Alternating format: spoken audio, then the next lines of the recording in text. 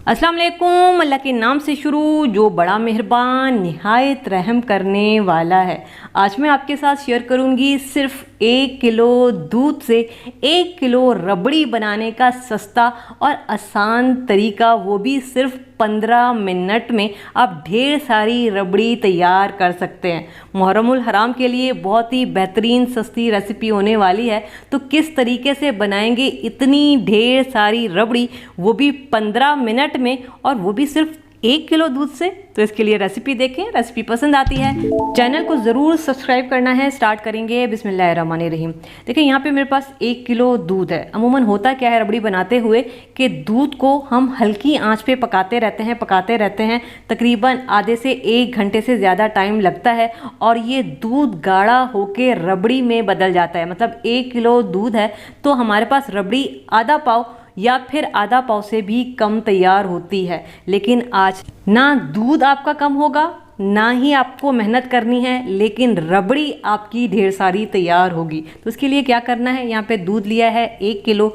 चूल्हा यहाँ पे ऑन कर देंगे और सबसे पहले दूध में बॉयल आने देंगे, क्योंकि मैंने दूध को अभी तक उबाला नहीं है। तो यहाँ पे देखें बड़ा अच्छा इसमें बॉयल आ चुका है। चूल्हा मैं बंद कर दूंगी इससे पहले कि दूध गिर जाए। तो इसको हम फिलहाल साइड पे रखते हैं। यहाँ पे कुछ तैयारी कर लेते हैं। देखिए हम चाहते हैं कि रबड़ी ढेर सारी बने ना, तो इसके लिए मेरे पास ब्रेड के स्लाइस हैं। तकरीबन 4 से 5 अदद हमें ब्रेड के स्लाइस चाहिए होंगे। ब्रेड हमें मीठी वाली चाहिए, आपने फीकी वाली नहीं लेनी है। अब मैं यहाँ पे क्या करूँगी, ये जो ब्रेड के किनारे हैं ये हमें नहीं चाहिए, ये हम रिमूव कर देंगे। वैसे ये जो किनारे हैं ये ज़ाया नहीं होंगे। आप चाहें तो इसको ग्राइंडर में डाल के ब्रेड क्रम्स भी तैयार कर सकते हैं। ठीक है, तो इस तरह से जितने भी मेरे पास ब्रेड के स्लाइस हैं इन सब के किनारे हमने रिमूव कर लेने हैं। तो यहाँ पे देखें सारे ब्रेड के किनारे रिमूव कर लिए हैं। इसके बाद हम क्या करेंगे, हाथ की मदद से हमने रफली इस तरह से तोड़ लेना है। ये जो रेसिपी है ना उनके लिए बहुत बेहतरीन है, जो दावत करते हैं और कम खर्च में ज़्यादा चीज़ बनाना चाहते हैं, तो उनके लिए बहुत ही मज़ेदार और बेहतरीन रेसिपी है। यहाँ पे मैंने ग्राइंडर लिया है और ग्राइंडर में हम ब्रेड के स्लाइस डाल देंगे। जितने आ सकते हैं फ़िलहाल उतने डालेंगे, बाकी हम बाद में ग्राइंड करेंगे। तो यहाँ पे देखिए पहला बैच जो है वो ग्राइंड होकर आ गया है और दूसरा बैच भी हमने इसी तरीके से ग्राइंड कर लिया है। और ये देखें ये इस तरह से ब्रेड क्रम्स हमारे पास तैयार होकर आ जाएंगे। इसका काम खत्म हुआ है, इसको साइड पर रखेंगे। इसके अलावा 2 टेबलस्पून मेरे पास बासमती चावल हैं। आप टूटा चावल भी ले सकते हैं, लेकिन चावल आपने बासमती लेने हैं। इसको मैंने आधा घंटा पहले भीगने के लिए रख दिया था, और ये जो स्पून मेरे हाथ में है इसी स्पून की मैंने मेजरमेंट की है चावलों की। और यहाँ पर मैं क्या करूँगी, ये जो पानी है ये गिरा के चावलों को धो लेंगे, और इसमें इतना ही 2 टेबलस्पून ही जितना मैंने साफ पानी डाला है, और इसको हम ग्राइंडर में डालेंगे। ठीक है, पहला वाला पानी गिरा के साफ पानी मैंने डाला है, और इसके बाद जो है मैं इसमें इलायची डालूंगी। तकरीबन 7 से 8 दाने हम इलायची का डाल के इसको ग्राइंड कर लेंगे। तो यहाँ पे देखें ये ग्राइंड होकर आ गए हैं। हमने बिल्कुल पेस्ट नहीं बनाना, मैंने इनको जो है वो दानेदार पीसा है। ये देखें ये चावलों को बस हमने क्रश करना है, हमने इसका पेस्ट नहीं बनाना है। ठीक है, और इसके बाद हम क्या करेंगे, ये जो इलायची के छिलके हैं ना, बस इसका काम खत्म हुआ, इसके सारे दाने निकल गए हैं। तो ये छिलके हटा लेंगे, ये मुंह में आएंगे, अच्छे नहीं लगते, तो बस इनको हमने हटा लेना है। ठीक है, यहाँ तक काम खत्म हुआ। अब हम क्या करेंगे, ये जो दूध हमने पहले बंद कर दिया था, दोबारा से मैंने चूल्हा ऑन किया है, इसको थोड़ा सा गर्म मैंने होने दिया है। तो देखें दूध यहाँ पे गर्म हो चुका है। चूल्हा मैंने लो टू मीडियम पे रखा हुआ है। अब यहाँ पे ये जो क्रश किए हुए चावल है ना, ये सबसे पहले हम इसमें डाल देंगे। इसको अच्छा सा मिक्स करेंगे ताकि चावल इकट्ठे ना हो और इसमें गुठली ना बने। तो इसको अच्छा सा मिक्स करेंगे पहले, और इसके बाद ये जो ब्रेड क्रम्स हमने तैयार किए थे ये सारे के सारे डाल देंगे। ये जो ब्रेड है ना इसमें बहुत ही अच्छा खोए का काम करेगी, और रबड़ी आपकी बहुत ही अच्छी खोएदार बनेगी। तो यहाँ पे अब हल्की आंच पे हमने तकरीबन 10 से 15 मिनट पकाना है, रबड़ी आपकी तैयार हो जाएगी। तो इससे क्या होगा कि टाइम भी कम लगेगा और रबड़ी भी आपकी ढेर सारी तैयार हो जाएगी, जल्दी गाढ़ी हो जाएगी। तो बस इस तरीके से चम्मच चलाते हुए हमने इसको पकाना है। आंच को मैंने यहाँ पे लो टू मीडियम पे रखा हुआ है। ठीक है, अब हम क्या करेंगे, इसका जो चूल्हा है ना बिल्कुल हल्का कर दूंगी, धीमी आंच पे ले जाएंगे और इसको साइड पे रखेंगे। यहाँ पे कुछ और काम कर लेते हैं। पैन लिया है और पैन में मैं आधा कप चीनी डाल रही हूँ। आपने रबड़ी को कितना मीठा रखना है उस हिसाब से आप चीनी डाल सकते हैं, और चीनी को हल्की आंच पे पकाएंगे और कैरामलाइज होने देंगे। इससे क्या होगा कि हमारी जो रबड़ी है ना, इसका टेस्ट बहुत अच्छा हो जाएगा और कलर भी बड़ा अच्छा हो जाएगा। तो यहाँ पे देखें चीनी पे हल्का सा लाइट गोल्डन कलर आ गया, इसे ज़्यादा नहीं पकाना है वरना रबड़ी आपकी कड़वी हो जाएगी। और फ़ौरन से उठा के हम ये रबड़ी में डाल देंगे सारा का सारा जितना भी हमारे पास ये चीनी कैरमलाइज हुई हुई है, ये सारी की सारी डाल देंगे। अगर आपको नहीं पसंद तो आप सिंपल चीनी भी डाल सकते हैं, फिर आपको ये पॉइंट करने की ज़रूरत नहीं पड़ेगी। अब दोबारा से जी हम इसको पकाएंगे, लो टू मीडियम आंच करेंगे और इसको बस हमने 10 से 12 मिनट पकाना है हल्की आंच पे चम्मच चलाते हुए। अच्छा, अगर इस तरह से चीनी इकट्ठी हो जाती है तो आपने परेशान नहीं होना है, ये इसमें आराम से घुल जाएगी जब तक ये रबड़ी ही तैयार होगी।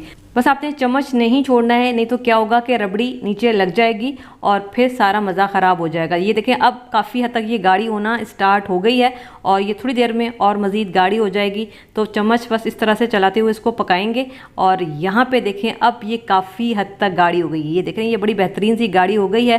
तो बस 2 मिनट इसको और मज़ीद पकाएंगे, रबड़ी यहाँ पे तैयार हो जाएगी। तो यहाँ पे मेरे पास कटे हुए बादाम पिस्ते हैं, तो थोड़े से हम इस पॉइंट पे डालेंगे, थोड़े से हम रोक लेंगे, वो हम आखिर में डालेंगे। तो ये बादाम कटे हुए चले गए, ये कटे हुए पिस्ते चले गए और यहाँ पे मैं हाफ़ टेबल स्पून ज़ाफ़रानी केवड़ा वाटर डालूंगी, इससे इसका फ्लेवर और अच्छा हो जाएगा। बस 2 मिनट इसको और पकाएंगे और ये देखें कितना ज़बरदस्त इसमें गाढ़ापन आ गया है और ये देखें इस तरह से हमारी रबड़ी तैयार हो जाएगी। टोटल 15 मिनट मुझे लगे हैं इसको पकाने में और इस पॉइंट पे मैं थोड़ा सा टेस्ट करूँगी कि जो चावल हमने क्रश करके डाले थे वो गले हैं या नहीं गले हैं। तो चावल भी हमारे माशाल्लाह से बेहतरीन गल चुके हैं और ये देखें रबड़ी का टेक्सचर देखें। बस मैं इसको इतना ही गाढ़ा रखूँगी क्योंकि ये ठंडी होने के बाद मज़ीद गाढ़ी होगी। चूल्हा बंद कर देंगे और अब हम इसको सर्व किस तरीके से करेंगे। मेरे पास ये इस तरह का मिट्टी का प्याला है, तो मैं आधी रबड़ी इसमें निकालूंगी। ठीक है, जितनी आ सकती है उतनी हम इसमें डालेंगे। ये हो गया और ये मेरे पास इस तरह की प्याली है, आधी मैं इसमें निकालूंगी। ये ना बड़ी खूबसूरत भी लगती है दिखने में और अगर आप सर्व करेंगे तो बड़ा अच्छा लगता है इस तरह से। और इसके अलावा मेरे पास इस तरह का मिट्टी का डोंगा आप कह सकते हैं, इसमें मैं इसको डाल दूंगी, बल्कि ये मटकी है छोटी सी।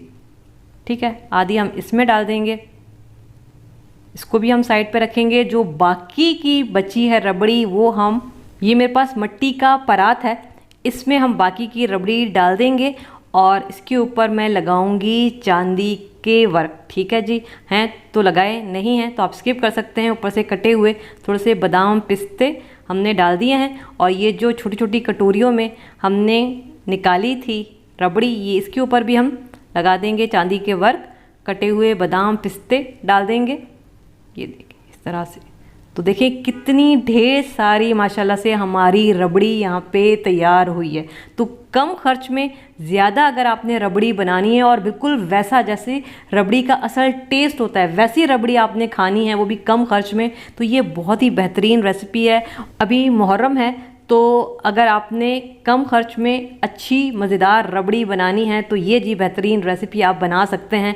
और ये देखें ठंडी होने के बाद देखें क्या ज़बरदस्त इसका टेक्सचर है, बिल्कुल लच्छेदार हमारी रबड़ी तैयार। शेयर करूँगी मुहर्रम में बनने वाले बहुत ही मज़ेदार किस्म के चोंगे जो कि ख़ास मुहर्रम में तैयार किए जाते हैं। अगर आसान अल्फाज में मैं आपको समझाऊं, जो लोग इस रेसिपी के बारे में नहीं जानते, तो आप इसको मीठी पूरी भी कह सकते हैं, शीरे वाली पूरी भी कह सकते हैं, लच्छे वाली पूरी भी कह सकते हैं, जो कि बहुत ज़्यादा मज़ेदार और काफ़ी सारे लवाजमात के साथ दी जाती है। तो चलिए फिर रेसिपी को स्टार्ट करते हैं। रेसिपी पसंद आया चैनल को ज़रूर सब्सक्राइब करना है। स्टार्ट करेंगे बिस्मिल्लाहिर्रहमानिर्रहीम। तो सबसे पहले यहाँ पे इसकी डो तैयार करेंगे और इसके लिए मैंने लिया है मैदा, तकरीबन 2.5 कप जितना हम यहाँ पे लेंगे मैदा। ठीक है, इसके अलावा हम इसमें डालेंगे घी। ये पिघला हुआ घी नहीं है, हमें जमा हुआ घी चाहिए होगा 2 टेबल स्पून। और इसके बाद हमने अच्छा सा इसको मिक्स करना है घी के साथ। मैदा घी के साथ बहुत अच्छा सा मिक्स हो जाना चाहिए, इतना हमने इसको मिक्स करना है। तो ये देखें अब ये मैदा जो है ये भुरभुरा हो रहा है, घी इसमें अच्छा सा मिक्स हो चुका है। अब हम इसको गूंदना स्टार्ट करेंगे। तो इसके लिए मैंने 1 कप लिया है पानी।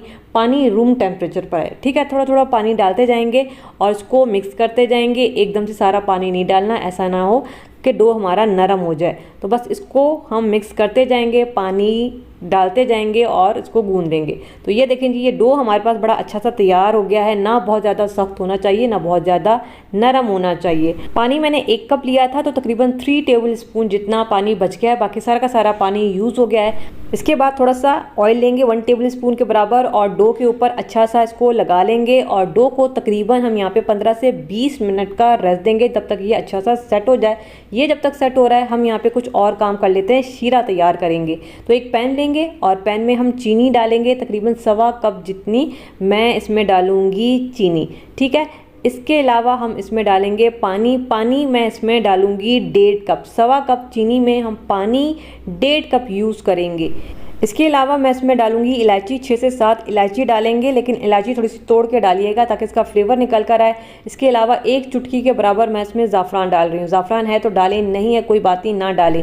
1 टीस्पून हम इसमें डालेंगे केवड़ा एसेंस और चूल्हा ऑन करेंगे और यहाँ पे शीरे को पकाएंगे। इतना पकाएंगे कि ये जो चीनी है ये मुकम्मल तौर पर घुल जानी चाहिए और शीरा गाढ़ा हो जाए। तो यहाँ पर देखें चीनी का दाना बिल्कुल ख़त्म हो चुका है, शीरा गाढ़ा हो चुका है, लेकिन हमें यहाँ पर शीरा ना 1 तार का ना 2 तार का चाहिए। हमें बस इतना गाढ़ा रखना है कि जब हम इसको इस तरह से चेक करें तो आपकी दोनों उंगलियां चिपकनी चाहिए, ठीक है, तार ना बने। तो बस शीरा तैयार हो चुका है, चूल्हा बंद करेंगे और इसको साइड पे रखेंगे। और दूसरी तरफ जो आटा हमने रखा था, अब ये बेहतरीन सा सेट हो चुका है। तकरीबन मैंने 20 मिनट के लिए इसको रखा था। अब हम क्या करेंगे, ये आटा निकाल लेंगे और इसको गूंद लेंगे, क्योंकि हमने पहले इसको गूंदा नहीं था। तो बहुत अच्छा सा हमने इसको गूंदना है ताकि हमारे पास बड़ा अच्छा सा नरम आटा तैयार होकर आ जाए। तो ये देखें जी, तकरीबन 2 मिनट तक हमने इसको गूंदना है और इसके बाद जो है हम इसके पेड़े बनाएंगे। देखें यहाँ पे मैंने 2.5 कप मैदा लिया था, तो 2.5 कप मैदे से तकरीबन 6 पेड़े आराम से बन जाएंगे, ठीक है। तो यहाँ पे इसके हम पोषण करेंगे और इस तरीके से बस हमने पेड़े तैयार कर लेने हैं, ठीक है। तो ये जी हमारे पास 6 पेड़े यहाँ पे तैयार होकर आ गए हैं। इसके बाद हम क्या करेंगे, 2 टेबल स्पून मैंने जमा हुआ घी लिया है और इसमें मैं डाल दूंगी 1 टेबल स्पून मैदा और इसको अच्छा सा हम यहाँ पे करेंगे मिक्स। तो ये जी बड़ी बेहतरीन से इसकी मिक्सिंग हो चुकी है, इसको साइड पे रखेंगे। अब हम क्या करेंगे, पेड़ा लेंगे, पेड़े पे हल्का सा लगाएंगे खुशका, बहुत ज़्यादा नहीं लगाएंगे, हल्का सा खुशका लगाएंगे ताकि ये सरफेस पे चिपके नहीं। और इसके बाद हमने इसको बेल लेना है, ठीक है। तो ये देखें इस तरीके से ये एक रोटी हमारी तैयार हो जाएगी और इस रोटी को उठा के हमने साइड पे रखना है। और इसी तरीके से जितने बाकी के पेड़े हैं उनकी रोटियां भी हम बेल लेंगे और उन सारी रोटियों को हमने साइड पे रखना है। तो टोटल 6 रोटियां हमने बेलनी है, क्योंकि हमने 6 पेड़े बनाए थे। तो ये आखिरी रोटी भी हमने बेल ली है। और अब हम क्या करेंगे, सबसे पहले वाली रोटी पे लगा देंगे घी का मिक्सचर जो हमने आटे और घी का तैयार किया था। ब्रश की मदद से इस पर बहुत अच्छा सा हमने लगा लेना है और इसके बाद जो एक रोटी है वो उठा के हम इसके ऊपर रख देंगे और फिर इसके ऊपर हम लगा देंगे घी और आटे का मिक्सचर और फिर हम इसके ऊपर रख देंगे रोटी। तो इस तरीके से सारी की सारी जितनी भी 6 रोटियां हैं, लेयर बाय लेयर जो है वो बीच में घी लगाते जाएंगे, रखते जाएंगे और ये इस तरीके से तैयार करेंगे। आखिर में हम दोबारा से इस पे लगा देंगे घी का मिक्सचर, ठीक है। तो ये सारी की सारी 6 रोटियां हैं जिनको मैंने इस तरीके से लेयर बाय लेयर रखा है और इसके बाद फिर हम बिल्कुल हल्के हाथ से हमने इसको रोल कर लेना है। ये देख रहे हैं। तो ये जी पूरियों में बड़ी बेहतरीन सी लेयरिंग आ जाएगी। मकसद बस यही था रोटियों की लेयर लगाने का और बस इस तरह से इसको रोल करेंगे। लेकिन ये काम आपने बिल्कुल हल्के हाथों से करना है। और अब दोबारा से हम इसके पोर्शन बनाएंगे तो इसकी तकरीबन हमारी जो पूरियाँ बनेंगी तकरीबन 6 से 7 आपकी पूरियाँ आराम से तैयार हो जाएंगी 2.5 कप मैदे की, ठीक है। तो ये जी इस तरीके से हम इसको कट करेंगे और फिर क्या करेंगे, हल्के हाथ से इस तरीके से हमने ये निकालना है, ठीक है। और ये इस तरीके से रोल करते हुए हम एक पेड़ा तैयार करेंगे। जैसे हम लच्छा पराठा तैयार करते हैं बिल्कुल इसी तरीके से हमने ये पेड़ा तैयार करना है। लेकिन पराठे के पेड़े थोड़े से बड़े होते हैं, ये बिल्कुल छोटे छोटे से हैं क्योंकि ये पूरियों के पेड़े तैयार हो रहे हैं। जब सारे पेड़े तैयार हो जाएंगे तो फिर हमने इसको बेलना है, और बेलना आपने बिल्कुल हल्के हाथ से है, दबा के हमने नहीं बेलना है, वरना इसकी जो लेयरिंग है वो ख़त्म हो जाएगी, एक दूसरे के साथ मिक्स हो जाएंगी। और बिल्कुल छोटी, जो एक पूरी का साइज़ होता है उस पूरी से भी आपने छोटा इसको बेलना है। ये देख रहे हैं, ये साइज़ होना चाहिए, इससे बड़ा साइज़ नहीं होना चाहिए। बस इसको हल्के हाथ से उठाएंगे और बाकी के पेड़े भी इसी तरीके से बेलेंगे। दूसरी तरफ मैंने घी गर्म होने के लिए रख दिया है। जब घी गर्म हो जाएगा आंच को मीडियम कर देंगे और ये पूरियाँ डाल देंगे। ठीक है, अब साइज़ देख रहे हैं बिल्कुल छोटा छोटा है, तो पूरियाँ आपने बहुत बड़ी नहीं बनानी है, छोटी छोटी होती हैं और काफ़ी सारे इसमें लच्छे होते हैं, बड़े मज़ेदार थी ये पूरी तैयार होती है। तो बस दोनों तरफ से हमने ये वाला कलर आने तक इसको फ्राई कर लेना है। ठीक है, तकरीबन 1 मिनट लगेगा दोनों तरफ से कलर आने तक, बहुत ज़्यादा हमने इसको कलर नहीं देना। अब देखें ये बड़ी क्रिस्पी हो गई है, दोनों तरफ से ये कलर आ गया है। और फिर हम इसी तरीके से सारी पूरियाँ जो हैं वो ऑयल में डालते जाएंगे, फ्राई करते जाएंगे। ठीक है, ये हो गई है, इसको निकाल लेंगे। और ये जो आखिर वाली है ये भी बेहतरीन सी फ्राई हो चुकी है, इसको भी हम निकाल लेंगे। ये देखें जी, तो सारी पूरियाँ जितनी भी हैं इसी तरीके से फ्राई करेंगे। अब हमने क्या करना है, जो शीरा सबसे पहले तैयार किया है इसको एक दफ़ा गरम कर लें। गरम करने के बाद चूल्हा हमने बंद करना है और फिर ये जो पूरी है हमने इस शीरे में डाल देनी है, जैसे हम जलेबी को डालते हैं। तो इसको भी हम ऐसे ही डालेंगे, लेकिन बहुत ज़्यादा देर के लिए नहीं रखेंगे, बस दोनों तरफ से इस तरीके से शीरे में डिप करेंगे और इसके बाद निकाल देंगे। अच्छा, अगर आपको नरम पूरी चाहिए तो आप इसको 1 से 2 मिनट के लिए छोड़ सकते हैं, लेकिन अगर आपको क्रिस्पी ही चाहिए तो बस दोनों तरफ से शीरा लगा के आपने इसको निकालना है। यह वैसे क्रिस्पी होती हैं और क्रिस्पी ही अच्छी लगती हैं। तो बस ये हो चुकी है, इसको हम निकाल लेंगे। और जो बाकी की पूड़ियाँ हैं उनको भी मैं शीरे में डिप करूँगी। और ये जी ज़बरदस्त हमारे चोंगे मीठी पूरी या फिर शीरे वाली पूरी तैयार हो जाएगी। और इसके ऊपर डाला जाता है खोपरा। चुंगे का मतलब होता है खोपरा, इसी वजह से इसके ऊपर काफ़ी सारा खोपरा डाला जाता है। खोपरा मैंने पिसा हुआ भी डाला है, कटा हुआ भी डाला है, दोनों तरह के मैंने इसके ऊपर खोपरे डाले हैं। थोड़ा सा मैंने जो है इसके ऊपर पिस्ते भी डाले हैं।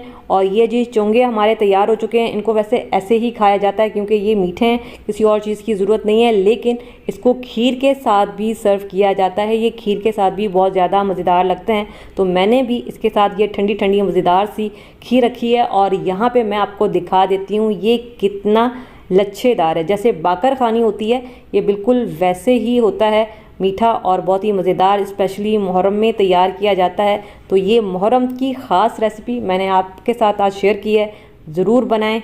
मैं यहाँ पे ट्राई करूँगी ठंडी और मज़ेदार खीर के साथ। आप ज़रूर बनाइएगा, मुझे ज़रूर बताइएगा कि ये मज़ेदार सी रेसिपी आपको कैसी लगी।